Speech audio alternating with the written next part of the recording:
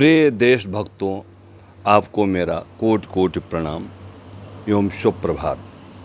भाइयों, आज मैं अपनी वाणी बहुत कम शब्दों में व्यक्त करना चाहता हूँ, अपनी बातें कम शब्दों में रखना चाहता हूँ।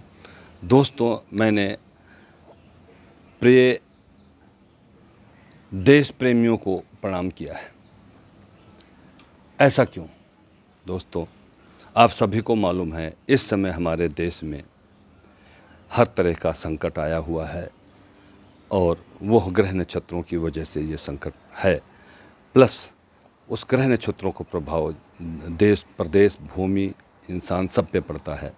जैसे कोरोना महामारी आई हुई है, अभी असम में गैस कुएं में आग लग गई, कुछ दिन पहले गैस लीक हो गया और 6 बसें वहाँ गुजरात में जला दी गई और कुछ और जगह आग लगी जहाँ 400-500 झुग्गियाँ जल गई। भूकंप के झटके लगातार आ रहे हैं। कोरोना महामारी पूरे विश्व में फैली हुई है और सबसे बड़ा कारण जो है, चाइना इंडिया को चारों तरफ से घेरने की नाकाम कोशिश कर रहा है। भाइयों, उधर पाकिस्तान किसी दिन भी नहीं बैठता, उसके द्वारा भेजे गए जितने उग्रवादी आते हैं उन सबको हमारी सेना समाप्त कर देती है, 2.5 फुट ज़मीन में गाड़ देती है। लेकिन उसके बावजूद भी अभी चाइना ने क्या किया कि हमारे मित्र देश नेपाल को उकसा दिया, क्योंकि वहाँ पे शासन जो है कम्युनिस्टों का है और चाइना भी एक कम्युनिस्ट कंट्री है। तो कम्युनिस्ट के नाते उनके इरादे और उनके स्वभाव मिलते हैं, इसलिए उसको भी मिला करके बिला वजह के झगड़े को आगे हवा दे दी है। भाइयों, कल जो समाचार सुना कि नेपाल की तरफ से कुछ लोगों में झगड़ा हो रहा था और नेपाल की तरफ के लोगों ने गोली चला दी, जिसमें एक जवान घायल हुआ और 3 अन्य नागरिक भी घायल हुए हैं। ये बड़े दुखद घटना है भाइयों। हम सारे देशवासियों को इस पे बहुत गहरा विचार करना चाहिए। देशवासियों और देश प्रेमियों में फ़र्क है दोस्तों। मैं इसी बात को आज जोर दे के आपको बताना चाहता हूँ कि ये भारत देश, अखंड भारत देश पहले बहुत बड़ा हुआ करता था, धीरे धीरे छोटा होता गया। आज बांग्लादेश, पाकिस्तान भी अलग हो गया। लेकिन दोस्तों, अब एक ऐसा समय आया हुआ है कि कोशिश की जा रही है कि पाकिस्तान उधर से, नेपाल इधर से, चाइना इधर से, हर तरह से भारत को घेर लो और अटैक करो और भारत को जीत लो। खैर, उनके ये मंसूबे वहीं के वहीं रखे रह जाएंगे, ख्वाबी पुलाव पकाते हैं। दोस्तों, कल हमने जो समीक्षा किया है, हमें घबराने की ज़रूरत नहीं। हमारे देश का नारा है, जय जवान जय किसान। जो जवान हैं, जो अपने को बूढ़े नहीं कहते हैं, मैं उन सबको मिलिट्री का जवान मानता हूं। हमारी सेनाएं हमारी रक्षा कर रही हैं, लेकिन हमारे बीच में जो जवान कहलाते हैं, वो जवानी का प्रतीक बने और जवानी का दम दिखावें दोस्तों। और जो बूढ़े हो गए हैं, वो बुद्धि का दम दिखावें। जो शरीर से हिष्ट पुष्ट या लड़ नहीं सकते हैं, वो अपने बुद्धि से इस देश की रक्षा करने का संकल्प करें। दोस्तों, मैं एक बड़ी गहरी बात कहना चाहता हूँ। देखिए, जब भी देश पे संकट आता है तो लोगों से पूछा जाए तो लोग कहते हैं हमारी सेनाएं बॉर्डर पे हमारी सुरक्षा के लिए तैयार हैं। क्या सेनाएं बॉर्डर पे तैयार हैं असलहे से, हर अस्त्र शस्त्र से, और लड़ाई जीत लेंगे हम? नहीं दोस्तों। सबसे पहले मैं आपको सुझाव देना चाहता हूं कि जो हमारे बीच में, हमारे समाज में गद्दार बैठे हुए हैं, सबसे पहले आपको उनको चिन्हित करके और उनको मिटाना होगा। उनको अपने समाज में, जिस तरह से आज पाकिस्तान भी अलग अलग तरीके से, अगर हमारा कोई वैज्ञानिक है और बहुत अच्छा काम, ब्रह्मोस मिसाइल जो बनी है हमारी, उसमें एक पुरस्कार विजेता वैज्ञानिक था और वो भी हिंदू, उसको मायाफास में जो औरतों की माया फांस होती है उसमें फांस के पैसे के लालच में उसके ऊपर जो है ऐसा हमारे देश ने देशद्रोह का केस लगाया है और जासूसी का केस लगाया है। ऐसे और कई लोग हैं, कई समुदाय के लोग हैं जो हमारे बीच में बैठे हैं और आईएसआई को यहाँ का सुराग दे रहे हैं कि हमारे कौन से अस्त्र हैं, कहाँ ज़मीन है, कहाँ हमारी सेनाएं हैं। दोस्तों, ऐसे लोग जो कर रहे हैं, सबसे पहले उनको अपने बीच से निकालिए। अब आप कहेंगे मैं किससे दुश्मनी मोल लेने जाऊं? मैं कहता हूं ना आपको फ़ोन करने की ज़रूरत है, ना मेल करने की ज़रूरत है, चिट्ठी तो लिख सकते हैं और चिट्ठी के लास्ट में आपको नाम लिखने की भी ज़रूरत नहीं है। सिर्फ इतना लिख सकते हैं, देश प्रेमी, देशभक्त लिख दें, उतना काफ़ी है। और सैकड़ों चिट्ठियाँ भेजिए। आपके बीच में जहाँ कहीं कोई ऐसा बंदा, संदिग्ध बंदा मिलता है, लेकिन सबूत होना चाहिए आपके पास। आपने जो बात कही है वो सच्ची बोलिए, झूठा किसी का झूठा आरोप नहीं लगाइएगा। दोस्तों, जैसे हमें, अगर आप खाना खाते हैं तो क्या चावल में कंकड़ मिले हों और उस खाने को पका के खा सकते हैं? फिर क्या करेंगे? पहले उन कंकड़ को निकालना पड़ता है, उन पत्थरों को निकालना पड़ता है। ऐसे आटे में क्या पत्थर पीस दिया जाए आप खा पाएंगे? बेकार हो जाएगा। ऐसे दोस्तों, अगर आप हमारी बात से सहमत हैं तो सुनिए एक चौपाई। जननी जन्म भूमश्चा स्वर्गादप गरीयसी। जननी और जन्मभूमि, ये संस्कृत का जो है वाक्य है। दोस्तों, जननी और जन्मभूमि, माता और मातृभूमि स्वर्ग से भी बढ़कर हैं। माता की रक्षा जितना करते हैं, जितनी सेवा करते हैं, वैसे ही मातृभूमि की रक्षा करनी चाहिए। भारत के लाल कहलाते हो, लाल का मतलब बेटा होता है। आप सच्चे सपूत हैं तो आप उसका उदाहरण पेश करें। ऐसे वक्त पे आपकी ज़रूरत है। भाई, जो आपके ही बीच में कुछ यूनिवर्सिटियों में कुछ उदंड लड़के, कन्हैया कुमार जैसे, उमर खालिद जैसे, इस देश के टुकड़े होंगे, इंशाअल्लाह इंशाअल्लाह, सरेआम बोलते हैं। सरेआम कन्हैया कुमार गाली देता है देश को, देशद्रोही नारे लगाता है, सब कुछ करता है। वो कुछ ऐसे मीडिया कर्मी भी हैं जो हमारे देशभक्त जो लोग हैं उनके पीछे पड़ के उनकी बुराइयां ढूंढते कि इन्होंने कभी जीवन में कोई शब्द तो नहीं बोला था, तो वो हाईलाइट करो, लेकिन उनकी देशभक्ति उनको नहीं दिखती है। आज मैं सुन रहा था कि अक्षय कुमार के बारे में बोलने लगे और नसीरुद्दीन शाह जी के बारे में बोलने लगे। अक्षय कुमार जी हमारे हीरो हैं और वो देशभक्त भी हैं। देशभक्ति में भी वो हीरो हैं क्योंकि उनकी भावना, उनका कार्य देश हित में होता है। दोस्तों, ऐसे जो कमीने हो हमारे अंदर, मेरे भारत देश के अंदर, उनको ढूंढिए। आपका काम है, आप भी भारत के लाल हैं। जिस दिन आप ये काम कर लेंगे, हमारे देश में जो भी लोग जासूसी करते हैं, जो दूसरे देश का वो बड़ाई करते हैं, जो हमारा दुश्मन देश है, वो समझो वो पूरे गद्दार हैं।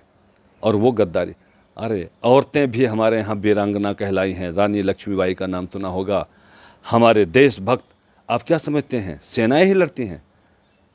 अगर अंग्रेज़ यहाँ से भाग के गए हैं तो जो सेना नहीं थी उनका नाम लेना चाहता हूँ।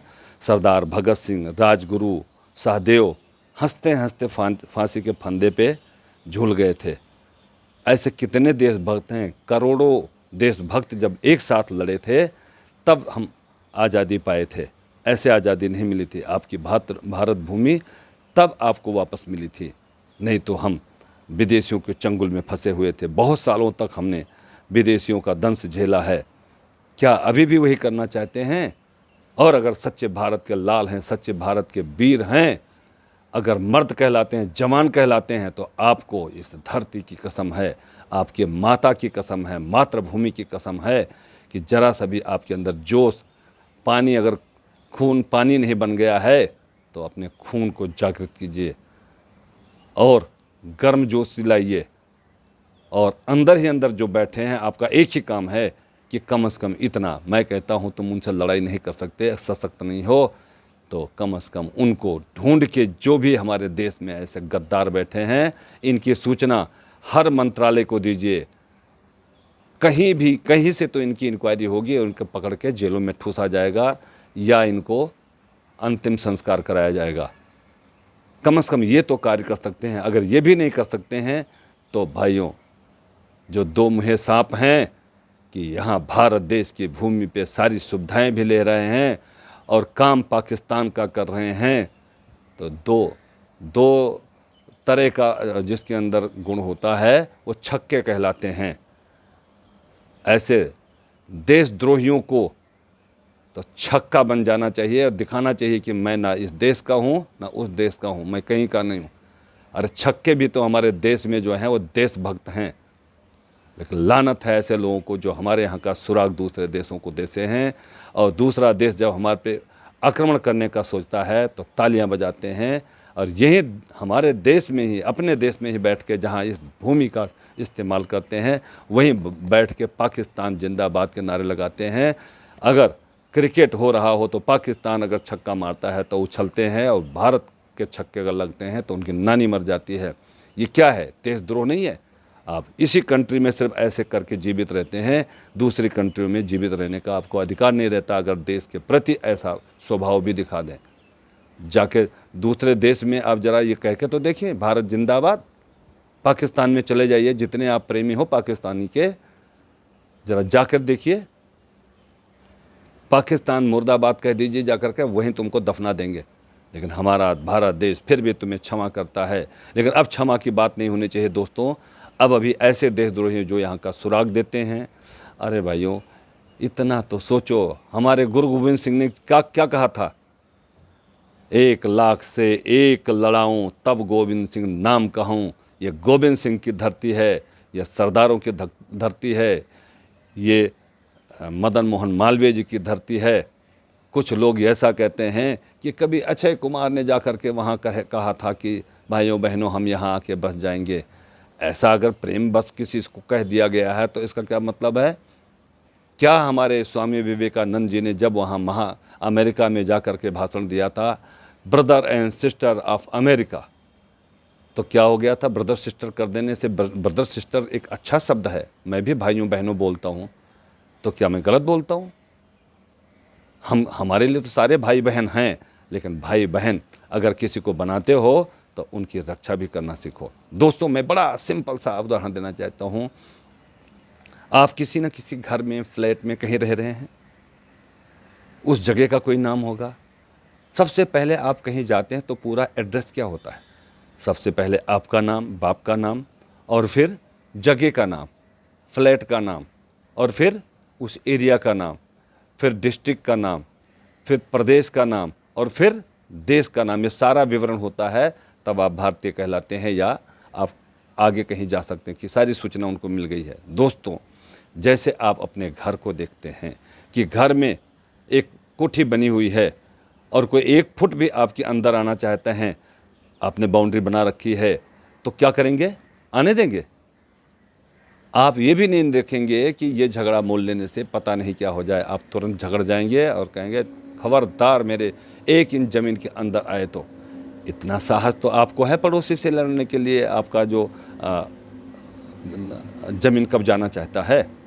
लेकिन क्या अगर आपके ज़िला पे कोई ऐसी दुर्घटना हो जाए, कोई ऐसे ज़िले में कोई लोग गंदे बैठे हुए हों, तो आपका कर्तव्य नहीं है? आपका तो पड़ोसी में, ज़िले में, प्रदेश में, देश में किसी तरह का गद्दार मिले तो आपका कर्तव्य है कि वहाँ भी अपने घर के लिए लड़ाई लड़ रहे हैं। तो क्या माता मातृभूमिश्च स्वर्गात्। हाँ, आपकी मातृभूमि आपकी माँ नहीं है, आपकी ज़मीन नहीं है, क्या इस पे दूसरे का कब्जा हो जाएगा तो आप सुखी रहेंगे? लेकिन नहीं, कुछ मुट्ठी भर नेता प्रेमी, कुछ ऐसे नेता हैं जो इस देश को बर्बाद करना चाहते हैं। बहुत बर्बाद किया दोस्तों, अब बर्बाद ना होने दीजिए। आप में अगर ये कहलाने लायक है कि मर्द हैं तो मर्द वाली बात करें। मर्द वही होता है जो अपने साहस से, अपने शक्ति से पूरे परिवार की रक्षा करता है, फिर समाज की रक्षा करता है, फिर पूरे देश की रक्षा करता है। अगर मर्द कहलाते हैं, अगर इंसान हैं, तो सरदार भगत सिंह की जैसी ताकत दिखाइए और सुभाष चंद्र बोस जैसी ताकत दिखाइए। एक सेना बना करके जिन्होंने भारत देश को आज़ाद कराया, उनके पीछे भी लोग पड़े रहे, बट फिर भी मैं उनको कोटि कोटि नमन करता हूँ। ऐसे देशवासी ऐसे देशभक्त हमेशा हमारे ख्यालों में जिंदा रहेंगे, इस संसार में जिंदा रहेंगे। और आप भी अगर देशभक्त हैं तो ऐसा समय है, सबसे पहले जो देश हमारे ऊपर अटैक करने की सोचता है उसे किसी भी तरह का बिजनेस व्यापार ना करें। मैंने तो संकल्प ले लिया, मैं पूरी तैयारी हमारी हो गई है और हम नहीं लेंगे। हम बहिष्कार करेंगे, उसको मजबूत नहीं बनाएंगे। वही मजबूती उसको असलहा और गोला बारूद हमारे खिलाफ तैयार करने में मदद मिलती है और उसको घमंड हो जाता है पैसे का और असलहे का। शक्ति तो नहीं है, उसके पिल्ले पिल्ले भर के लोग हमारे से नहीं लड़ सकते हैं। हमारे देश के सिपाही उस पिल्लों से 2 गुना डबल हैं, ट्रिपल हैं। 3 भी आ जाएं वो तो अकेला लड़ जाते हैं। अपने देश के लोगों का साहस बढ़ाइए। जय जवान जय किसान का नारा जो है वो सोच समझ 75% आबादी जो है यहाँ किसानों की है। किसान भी हर तरह से तैयार रहते हैं। तुम्हारे में उतना जज्बा नहीं होता जितना किसानों में होता है। ज़्यादा जब भी कहीं कोई ज़रूरत पड़ती है, जब भी आज़ादी मिली है, लाखों करोड़ों लोगों को एक होना पड़ा है। जो सेना का तकमा नहीं है उनके पास, लेकिन लड़ने की शक्ति है, अंदर देशभक्ति है और वही जब उतरते हैं देश तभी जीतता है। सिर्फ सेना के लड़ने से देश नहीं जीतेगा दोस्तों। सेना का तो मजबूत होना, असलहा, गोला बारूद, मिसाइलें, हर तरह का सब कुछ होना ज़रूरी है और उसमें मुहैया कराने के लिए आपके आर्थिक सहायता की भी ज़रूरी है। अपनी आर्थिक स्थिति मजबूत करें, देश प्रेमी बने और एक एक जगह को चुन चुन के ऐसे देश में गद्दार जो बैठे हों, CID बैठे हों या देश विद्रोह करने की बात सोच रहे हों, उनको कुचलिए। किसी तरह से अपने बुद्धि विवेक से काम कीजिए। जहां आप लड़ नहीं सकते वहां चिट्ठी डालिए, जहां लड़ सकते हैं, सबल हैं, वहां उनका तुरंत मुकाबला करिए, उनको चुप कराइए कि आज से अगर सुन लिया तो तुमको यहाँ रहने नहीं देंगे। दोस्तों, मैं आपसे यही प्रार्थना करता हूँ, कुछ करिए। देश के लिए अभी ज़रूरत है आपके बुद्धि की, आपके बल की, आपके धन की, आपकी सोच की। भाइयों, जितना मर्जी किसी के पास पैसा हो जाए, असलहा हो जाए, हिम्मत भी होनी चाहिए। भारतीय लोगों में हिम्मत बहुत है और वो हिम्मत देखेंगे लोग। चाहे हजारों गद्दार जो है कन्हैया कुमार और की तरह हो जाएं, इस देश का कुछ नहीं बिगाड़ सकते। अब देश में ये चावल में कंकड़ के समान ही हैं। आप अगर चाहें तो इनको बहुत जल्दी निकाल सकते हैं। दोस्तों, मैं ज़्यादा कुछ नहीं करता हूँ, मैंने इशारा कर दिया है। आप देशभक्ति जगाइए, कूट कूट के भर दीजिए और आप मिलिट्री के जवान से अपने आप को कम कतई ना आंकें। आप में हर तरह से छूट है। आप धन भी दे सकते हैं, बल भी दे सकते हैं, बुद्धि भी दे सकते हैं और इस समाज में कूड़े करकट जैसे लोग जो बैठे हुए हैं, देशद्रोही बैठे हैं, उनका सफाया कर सकते हैं। बॉर्डर पे तो बाहर के लोगों को मारेंगे, लेकिन अंदर के लोगों को मारने का काम आप कीजिए। जय श्री राम। आपका दिन शुभ हो, बलवान हो, बुद्धिमान हो, देश प्रेमी हो। जय जय श्री राम।